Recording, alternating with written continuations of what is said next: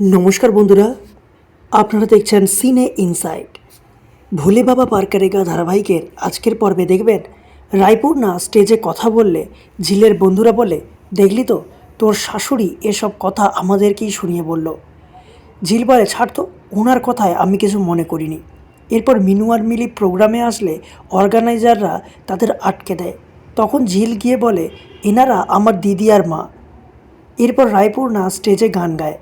রায়পূর্ণার গান শুনে সেখানে উপস্থিত থাকা সবাই হাততালি দেয়। এরপর ঝিলরা স্টেজে উঠে এবং উঠে দেখে মাইক্রোফোনে আওয়াজ আসছে না। অপারেটর বলে, আমার সিস্টেমে কিছু প্রবলেম হয়েছে, তাই আপনাদের কিছুক্ষণ বসতে হবে।